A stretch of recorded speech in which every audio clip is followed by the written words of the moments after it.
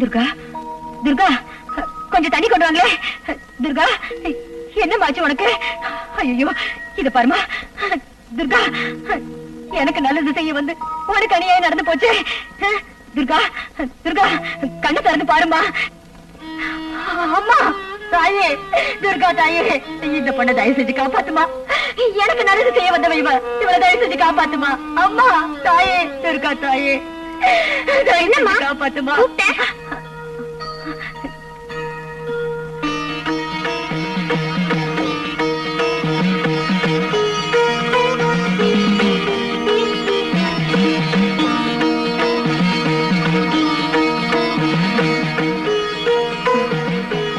ஒண்ணும் தெரியாத மாதிரி பாக்குற.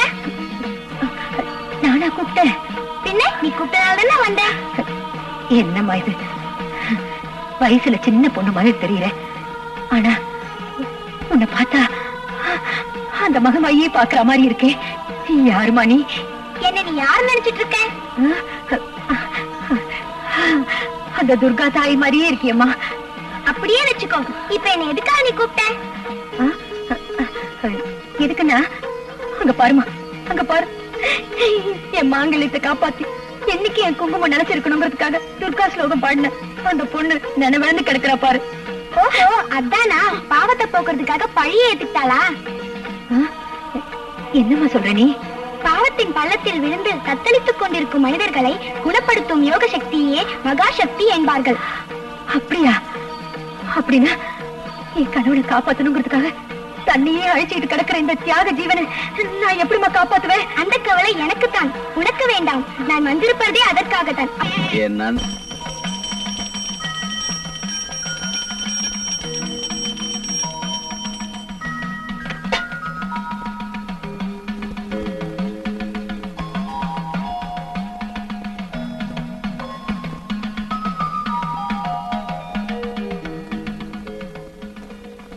ஏய், அங்க பாரு காவேரி. ஆமா. ஹாய் காவேரி. ஏய் பூங்குடி, எப்படி இருக்க? நல்லா இருக்கேன் காவேரி. நான் வெளியே இருக்கேன். சரிங்க. என்ன கொஞ்ச நாளா பார்க்கவே முடியல. உன் குழந்தை எப்படி இருக்கா? நல்லா இருக்கா?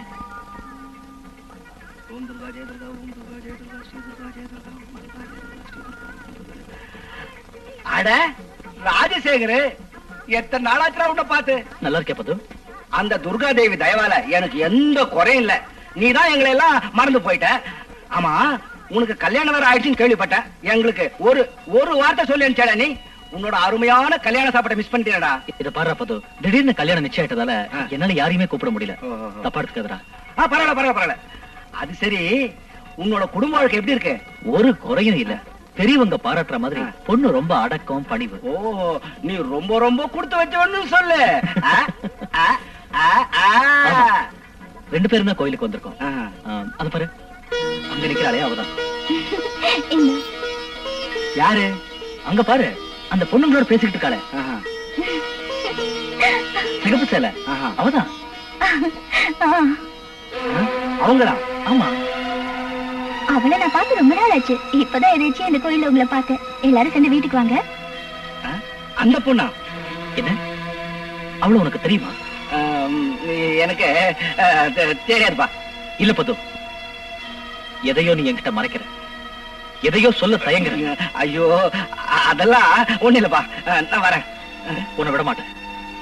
நீ உண்மையா என் நண்பனா இருந்தா சொல்லிட்டு தான் போகணும். துர்காதேவி, ஜெகதம்பா, கோயில் வாசல்ல இந்த அசிங்கத்தை எல்லாம் எனக்கு ஒண்ணும் தெரியாதுப்பா. இல்ல, நீ சொல்லித்தான் ஆகணும். ஐயோ, என்ன விடுப்பா, நான் வரேன். பத்து பத்து, உண்மையை சொல்லு. ஐயோ, வாயை கொடுத்து வம்பல மாட்டிக்கிட்டோம் போல் இருக்க. என்னால உண்மை சொல்லாம இருக்க முடியல, போய் சொல்லவும் தெரியல.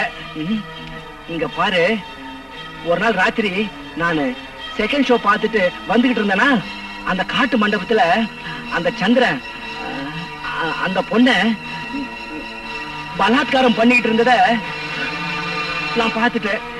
எங்க இந்த விஷயத்துல நாம தலையிட்டா நம்ம தலை போயிடுமோன்னு நான் பேசாம வந்துட்டேன். சேச்சே, அந்த பொண்ணு உனக்கு மனைவியானதை நினைக்கும் போது எனக்கு ரொம்ப வருத்தமா இருக்கு. என்ன தப்பா நினைச்சுக்காத, நான் வரேன்பா. மது, நீ சொல்றதெல்லாம் உண்மைதான்ப்பா. என் ரெண்டு கண்ணால பார்த்த உண்மைதான்ப்பா சொன்ன. என்ன நம்புப்பா, அந்த துர்காதேவி மேல சத்தியம்.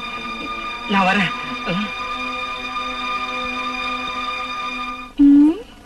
கோயில் பூரா தேடி தேடி அழுத்து போயிட்டேன். என்னங்க சார் ஒரு மாதிரியா இருக்கீங்க? ஒரு மாதிரியா இல்ல, ஒரு தீர்மானத்துக்கே வந்துட்டேன். தீர்மானமா? அப்படி என்ன நடந்தது? இன்னும் என்ன நடக்கும்? வாங்க. இந்த துர்காதேவி சக்தி உள்ளவதானே? அதுல என்னங்க சந்தேகம்? ஊமைங்களை பேச வைக்கிறவன், உண்மைக்கு துரோகம் பண்றவங்களை ஊமையாக்குறவன் இல்ல. கண்ணையும் கொடுப்பா, கண்ணு மண்ணு தெரியாம போய் பேசுறவங்க கண்ணையும் பறிப்பா இல்ல. அவ உண்மையிலேயே சக்தி வாய்ந்தவதாங்க. இல்ல, அது உண்மையா இருந்தா நீ வாய் பேச முடியாம ஊமையா இருப்ப, உன் கண்ணு ரெண்டும் போய் குருடியா இருப்ப. நானா? எதுக்கு? நீங்க என்ன சொல்றீங்க? துரோகி, நீ எதை என்கிட்ட மறைக்கல, உண்மையை சொல்லு. அன்னைக்கு ராத்திரி சந்திர உன்னை காட்டுக்கு இழுத்துக்கிட்டு போய் கெடுக்கல? வனதுர்கா உன்னை காப்பாத்துனான்னு சொன்னியே, அது போய் தானே? சத்தியத்து மேலேயே உங்களுக்கு சந்தேகம் வந்ததுக்கு அப்புறம் இனி நான் எந்த சாட்சியை கொண்டு வருவேன்? இத வேற யாராவது சொல்லிருந்தா கூட நான் நம்பிக்க மாட்டேன். என் உயிர் நண்பன், அதுவும் துர்காதேவியோட பரம பக்தன் அந்த பத்மநாபனே சொன்னாண்டி. அவன் உன்னை பத்தி சொல்றது நிச்சயமா உண்மையா தாண்டி இருக்கும். என்னங்க, நம்ம கல்யாணத்துக்கு சாட்சியா இருந்த அந்த துர்காதேவி மேல சத்தியமா சொல்றேங்க, நான் பரிசுத்தமானவதாங்க. ஓடி போ. செய்யறது அநியாயம், பேசுறது சத்தியம். உன் சத்தியம் சாட்சியம் யார் கிடைச்சது?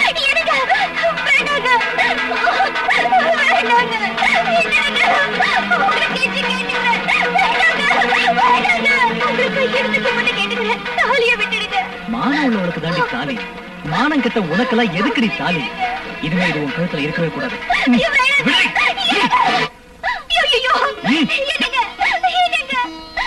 உங்களுக்கு நான் கெட்டவன்னு தோணுச்சுன்னா எனக்கு நீங்க என்ன தண்டனை வேணாலும் கொடுங்க, அதை நான் ஏத்துக்கிறேன். தயவு செஞ்சு தாலியை மட்டும் என் கழுத்துல கட்டிடுங்க. புருஷனே தாலி இருந்தா அது மகா பாவங்க.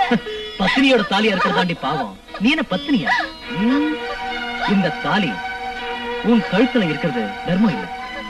இன்னில இருந்து உனக்கு எனக்கு எந்த சம்பந்தமும் கிடையாது. நான் சொல்றத கேளுங்க.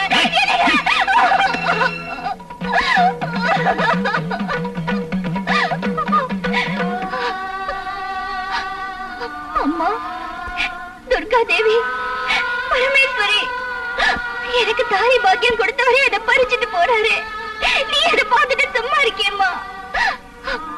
அன்னைக்கு நடந்தது என்னன்னு உனக்கு எனக்கு தவிர வேற யாருக்கு தெரியும்? சொல்லம்மா, சொல்லம்மா. எனக்கு எதுக்கும்மா இவ்வளவு கஷ்டத்தை கொடுக்கிற? நான் என்ன தப்பு பண்ணம்மா? என்ன தப்பு பண்ண? என்னங்க?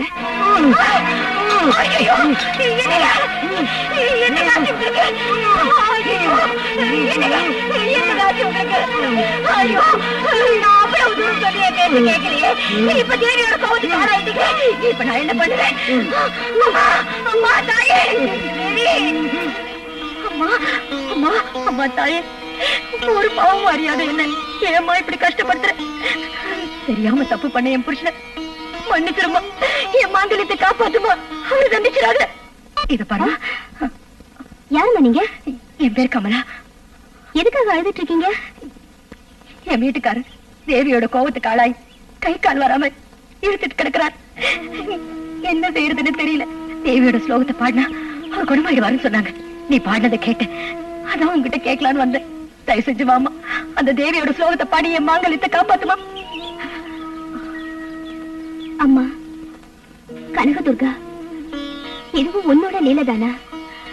அந்த பாவத்தை போக்குற சக்திய எனக்கு கொடுத்தாயே. அம்மா வரமா, அந்த பார்வதி தேவி எனக்கு பாடுற சக்தியை கொடுத்திருக்கா. அந்த சக்தி இன்னொருத்தருக்கு பயன்படுனா அதை விட சந்தோஷம் எனக்கு வேற எதுவும் இல்லம்மா. நல்லதுமா, போலாமா? வாங்க. எவ்வளவு ஜனங்க உன்னை பாக்குறாங்க, அவங்க காது மட்டுமா கண்ணும் உன் மேலதான் இருக்கு. கெட்ட கண்ணெல்லாம் பட்டா உனக்கு திருஷ்டி பட்டுடுமா.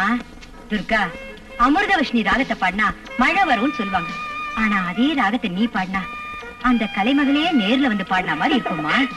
அது மட்டும் இல்ல கமலா, நம்ம துர்கா இவ்வளவு சீக்கிரம் பொன் முட்டையிடுற குயிலா மாறுவான்னு நான் நினைக்கவே இல்ல. இவ பாடினா ஜனங்கள்லாம் பணத்தை அப்படியே கொட்டுறாங்க. ஏதோ அந்த பார்வதி தேவி நம்ம மேல கருணை வச்சு இவ்வளவு பணம், பங்களா, காரு எல்லாம் கொடுத்திருக்கா. இதுக்கு மேல நம்ம ஆசைப்படுறது தப்பு இல்லையா? என்னம்மா பண்றது? இந்த ஜென்மத்துல இவரு திருந்து போறது இல்ல. சரி சரி, நீ போய் குளிச்சுட்டு வா, சாப்பிடலாம். அக்கா இந்தாங்க. நாளைக்கு பேங்க்ல கட்டிடுறமா. ஏய் கமலா கமலா, எனக்கு எனக்கு எனக்கு இப்போதைக்கு சாப்பாடு ரெடியா இருக்கு, வந்து சாப்பிடுங்க. ச்சே, இவ ஒருத்தி என்னமோ இவ சம்பாதிக்கிற மாதிரி பீத்திக்கிற. ஆத்துல வருது வாய்க்கால போகுது.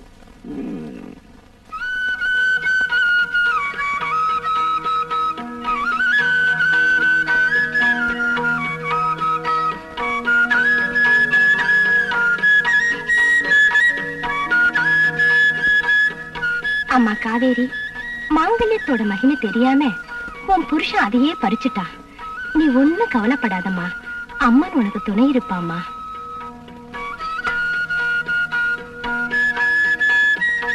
அந்த துர்கா தேவியே கொடுத்தான்னு நினைச்சு இத உன்னோட கழுத்துல கட்டிக்கம்மா, எல்லாம் நன்மையில முடியும்.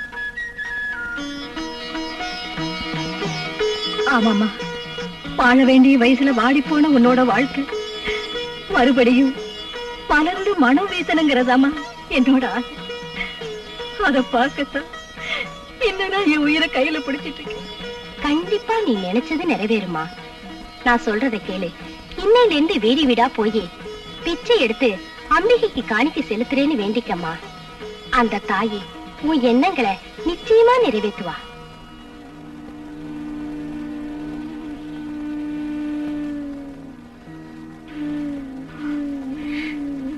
அம்மா, தாயே துர்காம்பிகை, நீயே இந்த சுமங்கலி வடிவத்துல வந்து எனக்கு ஒரு நல்ல வழி காட்டின.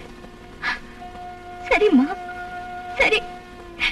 நானே என் கையால வீடு வீடா போய் பிச்சை எடுத்து அத உன் காலடியில சேர்த்துடுற. நீ என் கணவரை என்னோட சேர்த்து வச்சிடம்மா, என்னோட சேர்த்து வச்சிட.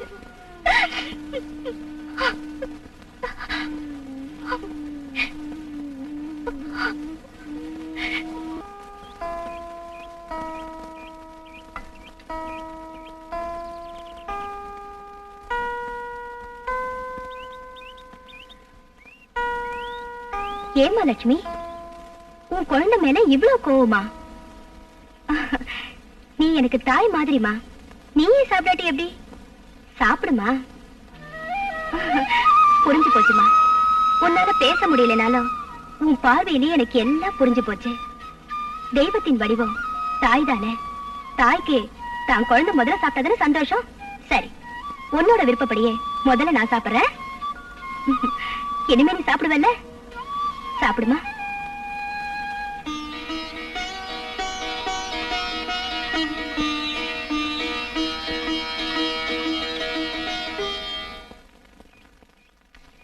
Good morning madam. Good morning. வாங்க மிஸ்டர் ராஜசேகர். பூஜை எல்லாம் முடிஞ்சிருச்சுன்னா ஆபீஸ் ரூம் போலாம். போலாம்.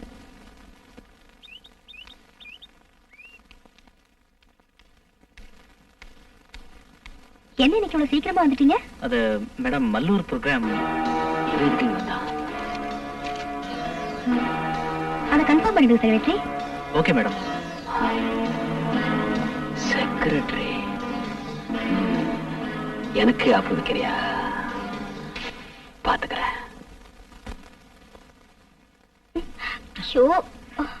என்னாச்சுமா? சாப்பாட்டுல கல்லுக்கா? கல்லா? கல்லு எப்படி வந்துச்சு? கமலா, ருசியா சாப்பிட்டு இருக்கும்போது ஒரு சின்ன கல் அகப்பட்டுச்சுன்னா சாப்பாட்டு ருசியே போயிடும்.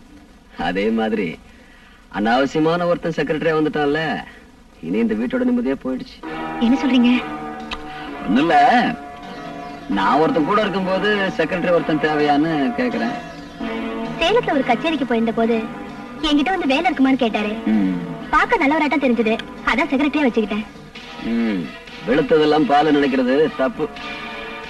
இப்ப ஒண்ணு கெட்டு போகல. நீ ஒரு வார்த்தை சொல்லு, இன்னைக்கு அவனை வெளியே அனுப்பிடுறேன். அவனை பார்த்தா அப்படியெல்லாம் ஒண்ணும் தெரியல. பாவம் நம்மளே நம்பி வந்துட்டான். வந்தவெல்லாம் தங்கிட்டு போறதுக்கு இது ஒண்ணு சத்திரம் இல்ல. அவனை முதல்ல வெளியே அனுப்பு, அதான் நல்லது. அவங்க செய்யற தப்பு அவங்க அவங்களுக்கு தெரியாது. மத்தவன அயோக்கியம் சொல்றதுக்கு முன்னாடி நாம யோக்கியமான்னு பாத்துக்கலாம். பாத்தே கமலா, ஒரு உருப்படாத செக்ரட்டரி வச்சுக்கிட்டு என்கிட்ட டயலாக் கிடைக்கிற? அது மல்லாந்து படுத்துட்டு எச்சு துப்புனா நம்ம மேலதானுங்க விழும். இருங்க மோர் கொண்டாரேன். எச்சில யார் மேல விழுதுன்னு பாக்குறேன்.